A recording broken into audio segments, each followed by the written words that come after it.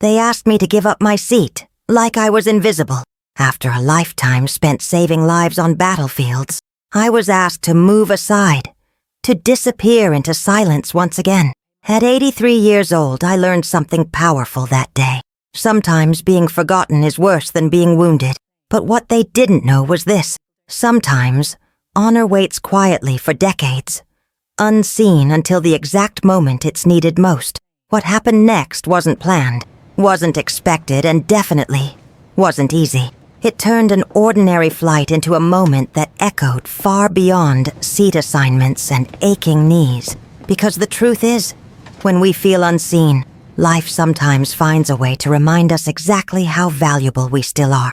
And for me, that reminder came at 30,000 feet, through the voice of someone I'd saved decades earlier, a man I'd almost forgotten. If you've ever felt invisible, forgotten, or quietly dismissed, this story is for you, I promise. By the end, you'll realize that dignity doesn't always come wrapped in applause or medals. It often arrives quietly, in the places and moments we least expect it. People don't pay much attention when an old woman boards a plane, especially not one who walks slowly, clutches a faded sweater, and offers a polite smile to everyone she passes.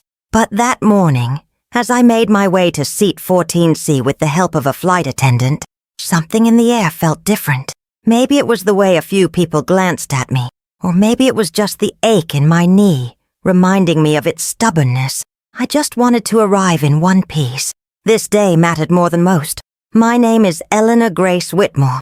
I'm 83 years old, a grandmother of 3, and I carry a list of aches that change location with the weather. I was a war nurse once. No one knows that now. These days, they just see a gentle old lady who speaks softly and takes up little space. But long before the cane and the wrinkles, I ran across red dirt fields, saving lives that were seconds from vanishing. And one of those lives, well, this story goes deeper than anyone knew.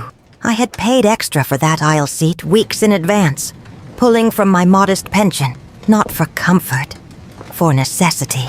My left knee was shattered in 3 places during a medevac crash back in 1988. It never healed right. That seat, 14C, gave me space to stretch, to survive 5 hours in the air without agony. It wasn't indulgence. It was dignity, something women like me have to fight to keep. Even now, I was flying to Olivia's wedding, a former student who calls me her second mother. I taught her when no one else believed in her. Now she's a doctor, engaged, and said nothing about that day would feel right if I wasn't at the altar with her. I didn't think twice. Richmond to Seattle, with this flight connecting in between, a flight that was about to become unforgettable. We were still boarding when a flight attendant approached. Young, polished, rehearsed smile. "I'm so sorry to bother you, ma'am, but we need to ask a favor." I clutched the strap of my bag, already expecting the kind of favor women my age are asked all the time. "Can you wait? Can you move? Can you make room?" But I didn't expect her to ask me to give up the one thing I couldn't easily replace, my seat. "There's a family with 3 small children who ended up in separate rows. Your seat is the only block where they could sit together." Her tone was kind, but the pressure was clear. I looked around. People were watching. I took a deep breath, and I did something I probably shouldn't have done. Because in that moment, as I stood and gave up the seat that protected my body and my pride, I had no idea someone was watching, someone who had never forgotten what I once did. Before we continue with this story, make sure to subscribe to the channel and turn on notifications. That way you won't miss any more stories like this one. I gave the flight attendant a nod, slow and small, and began to rise. My knee protested the moment I shifted my weight, but I didn't complain. The moment felt too public, too exposed. She helped me gather my things, a small canvas bag and the paperback I'd been meaning to finish for weeks, and led me toward the back of the plane. I could feel the eyes on me, and though no one said a word, I could almost hear the silent story they were telling. She's kind. She understands. She's no trouble. Seat 32B was deep in the rear cabin, middle seat, no legroom, pressed between 2 strangers and next to the lavatory. The air smelled like old coffee and industrial cleaner. I settled in slowly, biting down on the pain as I bent my knee tighter than it wanted to go. The man on my left was already working on his laptop, elbows spilling into my space. The girl on my right had headphones in, chewing gum loudly. No one looked at me. I wasn't angry. I was used to being invisible. I folded my hands in my lap and tried to breathe through the discomfort. The pain came in pulses, like waves brushing a stubborn shoreline. Every few minutes I'd shift slightly to keep my leg from locking, but there was nowhere to stretch, nowhere to lean. I thought about 14C, how much relief it had promised, but that seat was gone, given away, quietly taken, and I had let it happen, because it felt easier than explaining why I needed it so badly. Back when I was a nurse in Beirut, I once wrapped a tourniquet around my own thigh, just to keep moving long enough to stabilize someone else. That's the thing about women like me. We keep going. We downplay our pain. We move for others, and we're always grateful when someone notices, but rarely surprised when they don't. As the plane filled with chatter and carry-ons being shoved into compartments, I let myself sink into the seat, small and aching. 3 rows ahead, a woman in a navy blazer sat quietly watching. I didn't know her name at the time. Didn't notice that she'd seen everything, from the moment I was asked to move to the way I winced as I sat. But she had, and as I closed my eyes and tried to disappear into the plastic and fabric of 32B, she reached for her phone and typed something that would change the course of the flight. Her message wasn't dramatic, just a few lines to someone at the airline. Eleanor Whitmore, age 83. Former seat 14C, moved despite medical necessity. Crew, dismissive. Please escalate. I didn't know she'd sent it. I was too busy holding still and pretending I didn't feel like vanishing. What I didn't know then was that someone else had seen my name on a screen. Someone I hadn't seen in 35 years, but who had never, ever forgotten me. In the cockpit, Captain Michael Andrews was finishing final checks. A man of habit and discipline, his hands moved with the calm precision of someone who had flown through storms, both in the air and in life. His co-pilot read aloud the pre-flight confirmations, and everything seemed in order. But then, a red notification blinked across his console. Passenger concern escalated by corporate contact. Please review. He tapped the screen and froze. Passenger. Eleanor Whitmore. Flight. TC7A. Issue. Moved from medically necessary seat. Reported by Charlotte Hayes.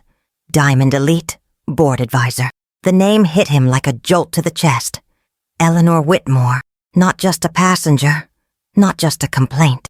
That name. He knew that name. He hadn't spoken it aloud in over 3 decades, but it had never left him. He sat back in his seat, eyes scanning the cabin manifest again just to be sure. Age 83, from Richmond. His heart stuttered. He looked out the windshield, then at his co-pilot. Hold taxi, he said quietly. I need a moment. Captain? The co-pilot asked, confused.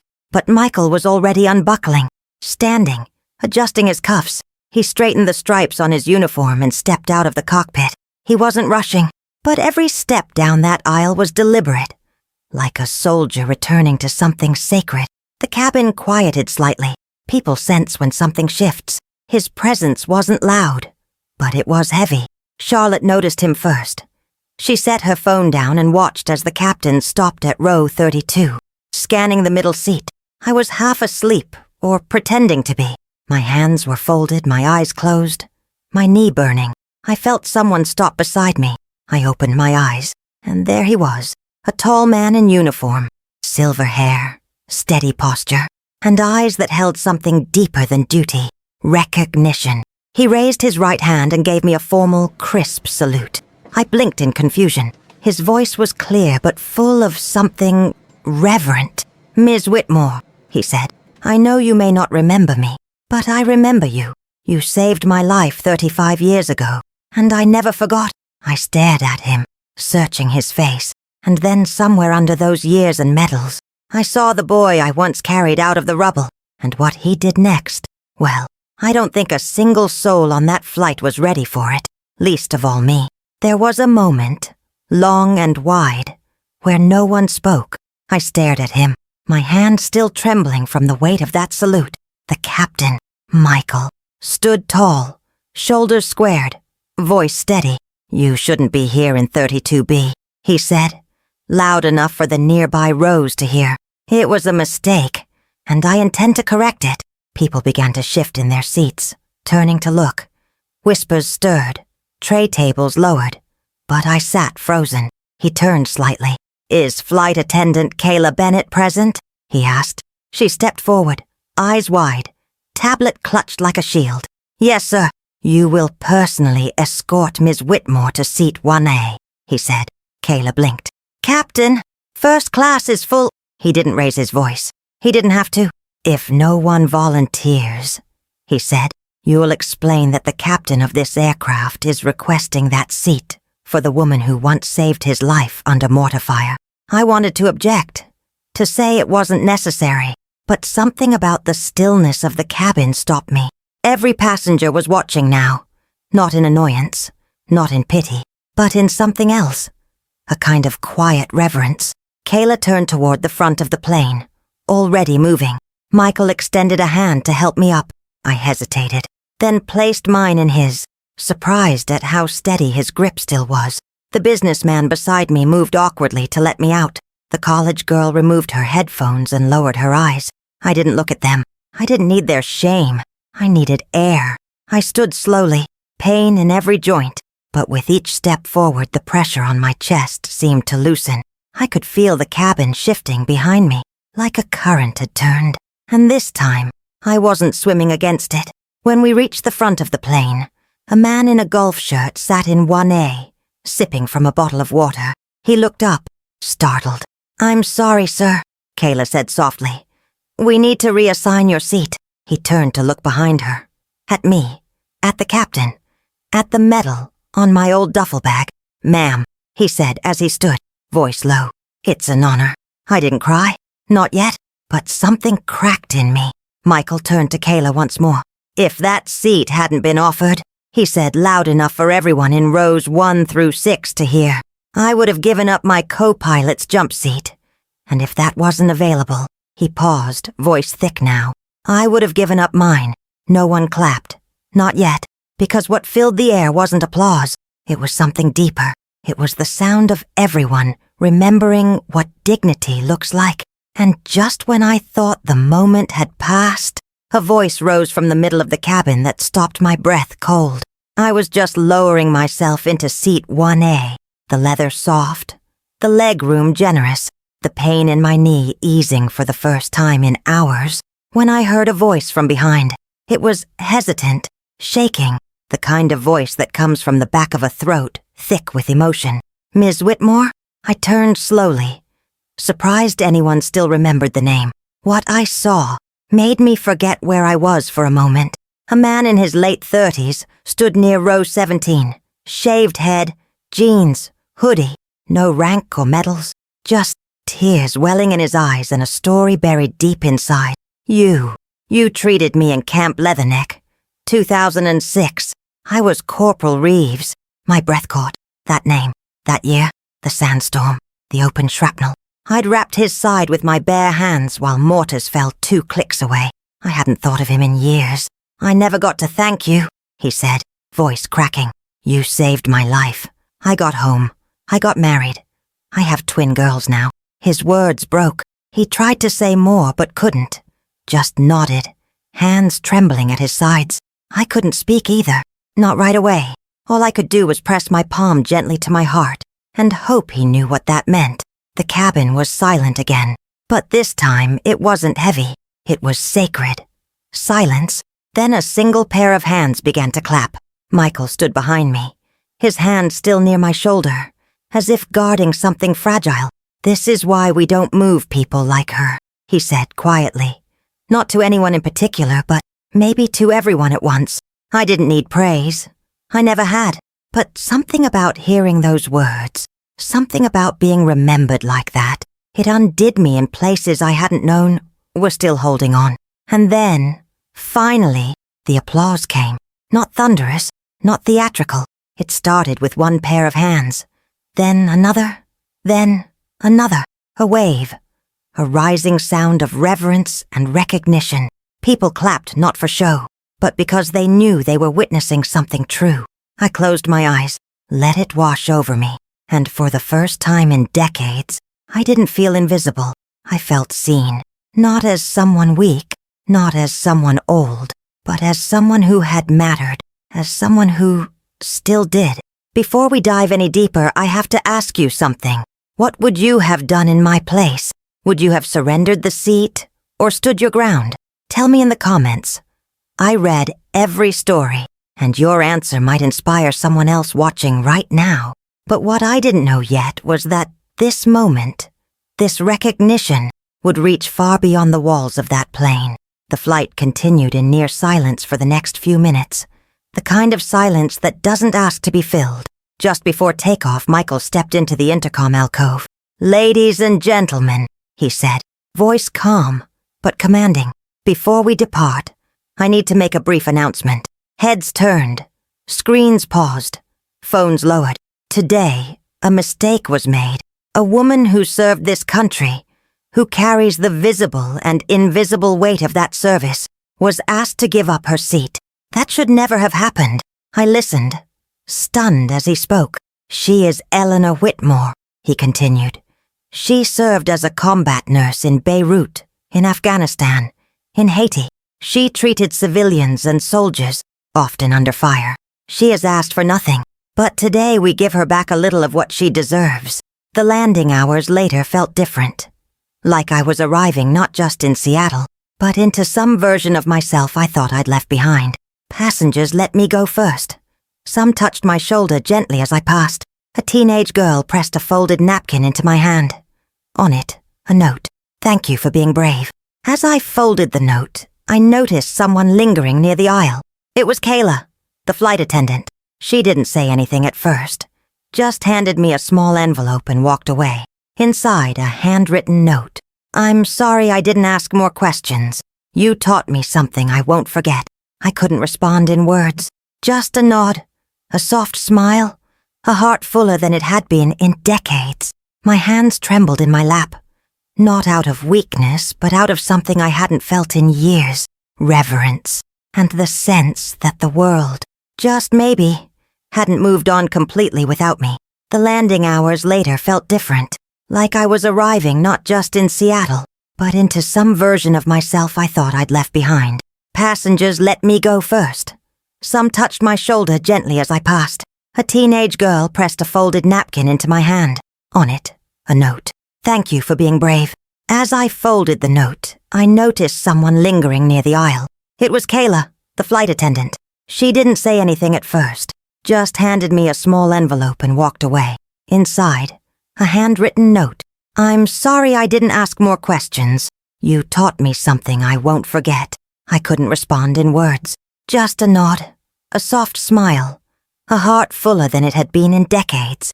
At baggage claim, Olivia stood with a sign that said, "Welcome, Grandma Eleanor." But the second she saw me, she dropped the sign and ran. "What happened?" she gasped, hugging me tightly. "I've gotten like 10 texts and 2 news alerts." I laughed, just barely. "I had a bad seat," I whispered, and someone stood up. She looked at me, confused, but I didn't explain further. Not yet. Olivia isn't my granddaughter by blood. She's the granddaughter life never managed to give me, and that makes our bond even stronger. Later that night, back at the hotel, Olivia showed me a video that someone had posted online, a clip of Captain Andrews' speech over the intercom. It already had tens of thousands of views.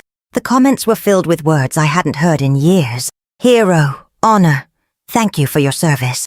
I didn't cry when I watched it, but I did hold my breath, like something sacred had been released into the world. I thought that would be the end of it, a kind gesture, a good story, a moment that mattered.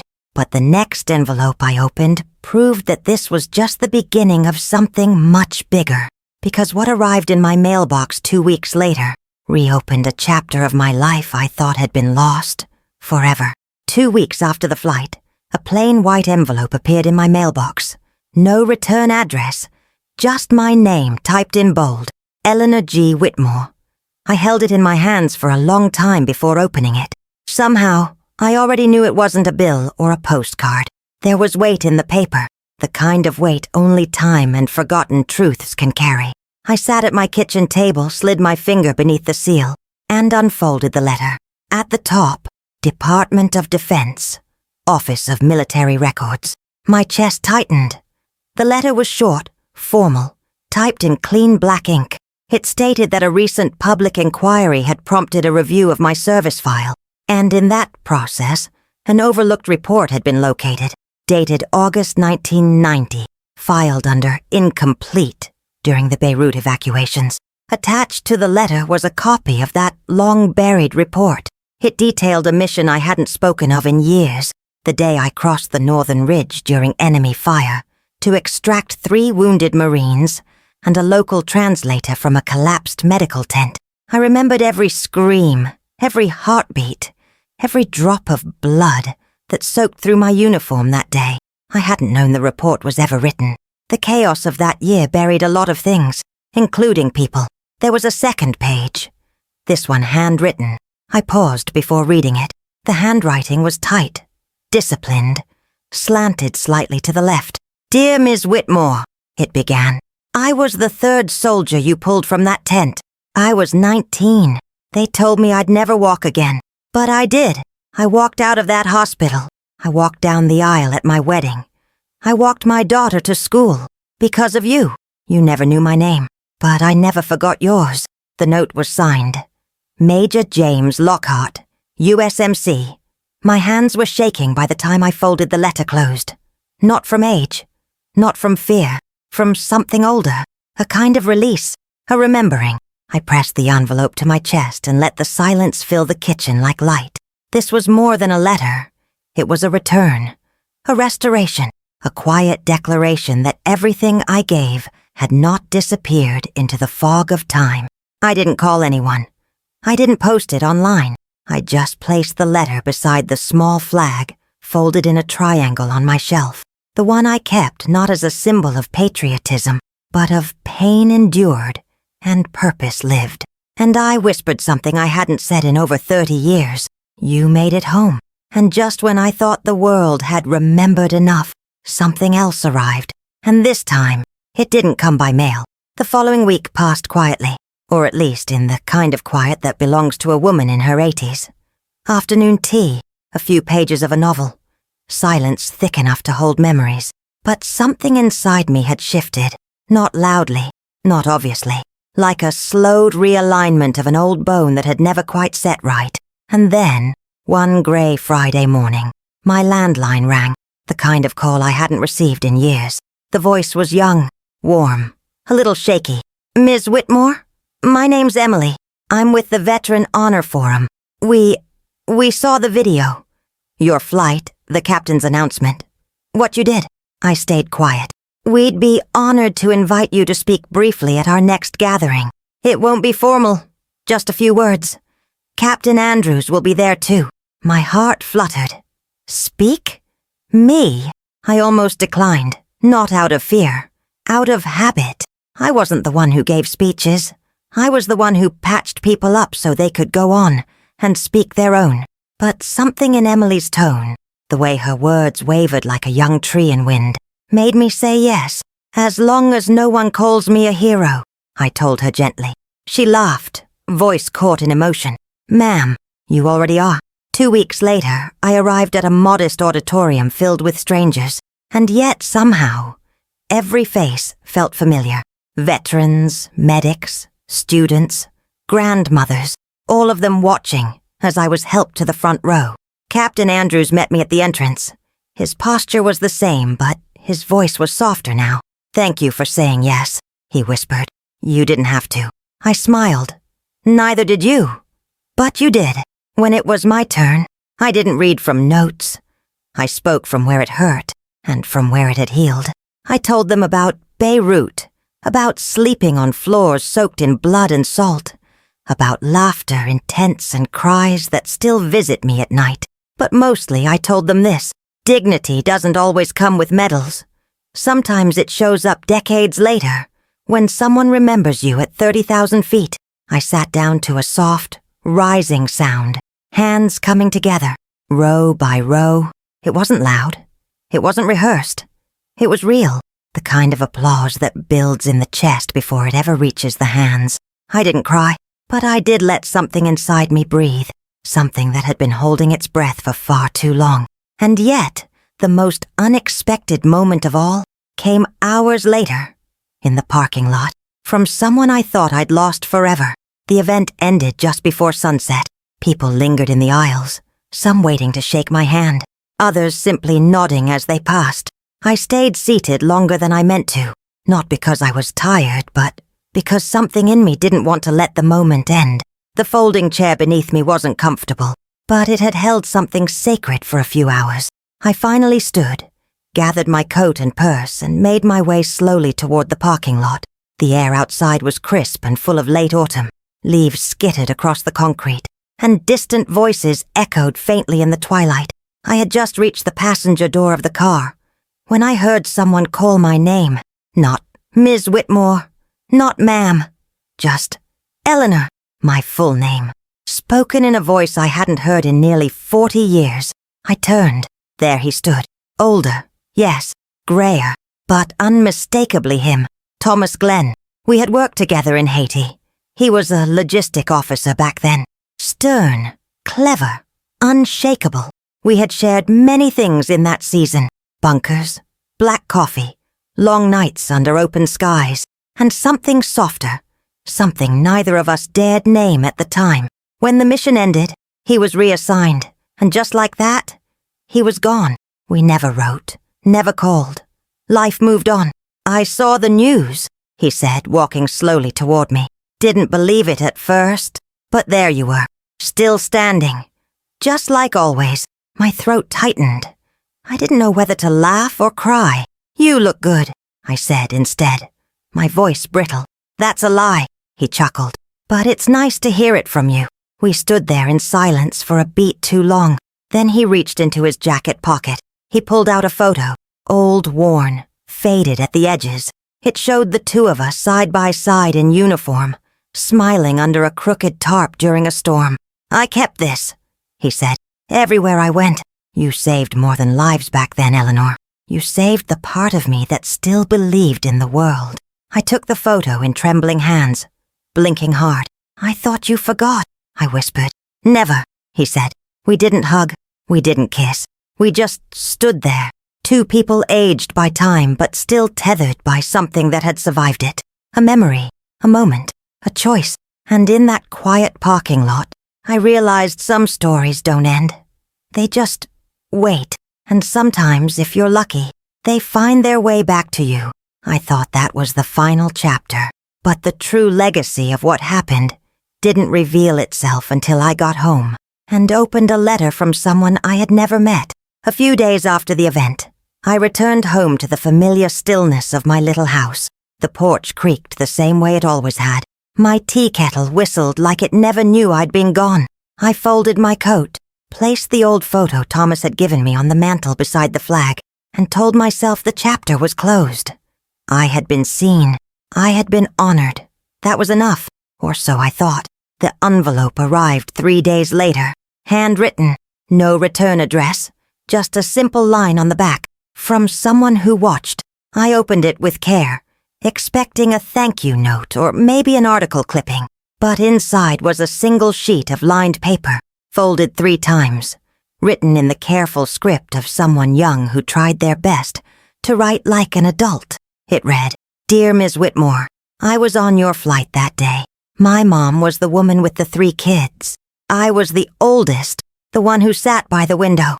I didn't know who you were until later when my mom showed me the video. She cried. I've never seen her cry like that. She said she hoped I'd grow up to be like you, brave and kind, even when no one sees it. I just wanted you to know. I will. I sat back in my chair, breath caught in my chest. The girl couldn't have been more than 10, but her words landed deeper than most adults ever reached. Brave and kind. Even when no one sees it, that line stayed with me. Still does, because in the end that's all we're ever really doing. Planting seeds we may never live to see bloom. But someone will. Someone always will. I pinned her letter on the fridge, right next to Olivia's wedding photo. One from the past, one from the future, both proof that what we do, even in pain, even in silence, echoes in ways we can't always measure. Not with medals, not with applause, but with lives lived better because we were here. And that, I realized, is the only legacy that truly matters. I don't know where that little girl is today. Maybe she's reading this. Maybe not. But if she is, I want her to know. You already are brave. And kindness always counts, even when no one claps for it. That night, as I showed Olivia the little girl's letter, I noticed something in her eyes. And now I want to ask you something. Have you ever carried a grief that others couldn't see? Let me know in the comments. I read every story shared here. She'll be a doctor like me one day, she said softly. I just smiled, because in that moment I saw it. The thread that ties one life to another. The work continues. The kindness continues. Sometimes the seat you give up becomes the place where someone else finds their voice. And sometimes that's the greatest honor of all. Weeks later, I passed through another airport and glanced at a boarding pass someone had dropped. Seat 14C. I smiled, not at the number, but at everything it had come to mean.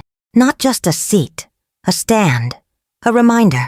I've learned that honor isn't a medal pinned to a uniform. It's the quiet decision to keep showing up, even when no one's watching. If a stranger's kindness at 30,000 feet could rewrite my story after 8 decades, imagine what your smallest act of courage might do for someone tomorrow. Don't wait for the perfect stage or the perfect applause. Dignity often slips in through the side door, wearing everyday clothes, quietly changing lives in ways we may never see. So, the next time life asks you to move aside, pause. Maybe it's not about the seat. Maybe it's about who finds their voice because you gave yours. Because even when no one seems to notice, kindness echoes. If this story touched you in any way, please leave a like, hit subscribe, and tell me in the comments which country you're watching from. I read everyone, and nothing warms my heart more than knowing where these stories find a home.